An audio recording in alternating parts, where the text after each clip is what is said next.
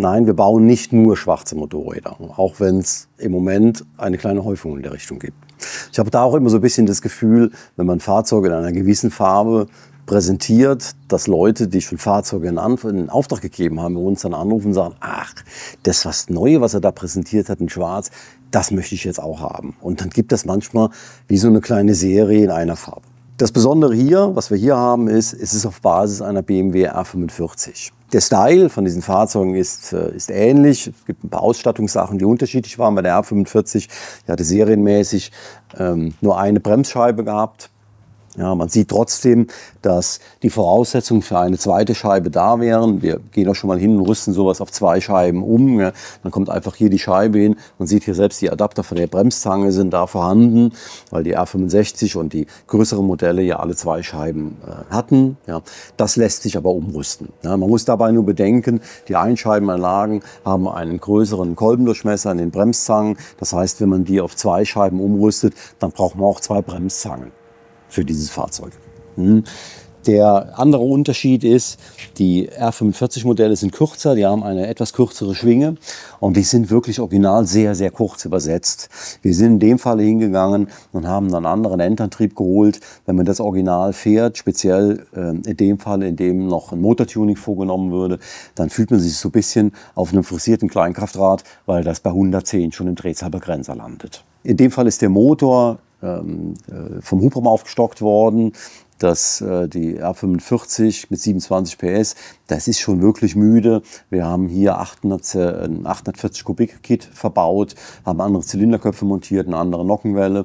Und dann kommt auch dieses Thema mit der Hinterachse auf jeden Fall rein, weil man sagt, da kann man eigentlich nicht mehr mitfahren, du beschleunigst durch und bist sofort im Begrenzer bei 110.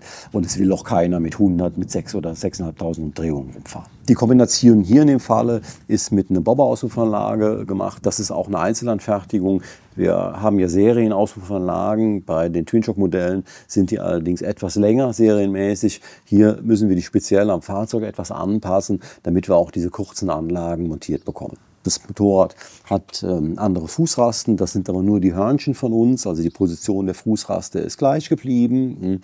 Es sind einfach Austauschfußrasten, die etwas schicker und moderner aussehen. Ich finde auch so beim Fahren ist es ein Vorteil, wenn man diesen originalen viereckigen Klotz nimmt, dann kann man schwer nach vorne abkippen. Es ist wie wenn so eine Kante drüber muss. Wenn ich diese runde Fußraste habe, fällt es mir leichter, auch diese Bewegung auf dieser Fußraste zu halten. Der Motor ist komplett in schwarz gehalten, auch die Vergaser sind schwarz beschichtet worden. Wir haben Einzelluftfilter montiert. Diese Einzelluftfilter können wir bis Baujahr 88 auch ganz legal eintragen vom TÜV. Das Fahrzeug ist älter, entsprechend ist auch hier der Eintrag vorgenommen worden. Ja. Es hat ein Stufenheck, das ist bei uns eine Standardausstattung bei den Scramblern. Es gibt auch die Möglichkeit, ein gerades Heck zu verbauen. Es ist ein Twin-Shock, R45 waren immer Fahrzeuge mit 2 Federbeine. Es hat eine sehr dezente Linierung, die sehr leicht nur auffällt, aber trotzdem dem Tank die Form gibt. Hat einen kleinen Moto Gadget Tiny Taro, das sieht auch sehr spartanisch aus hier oben drauf. Auch Tankdeckel ist schwarz, sind die Klassik-Schaltereinheiten von uns verbaut. Naja, alles im anderen ist es jetzt fertig. Die TÜV-Abnahme steht morgen noch an und dann kann es nächste Woche an den Kunden ausgeliefert werden.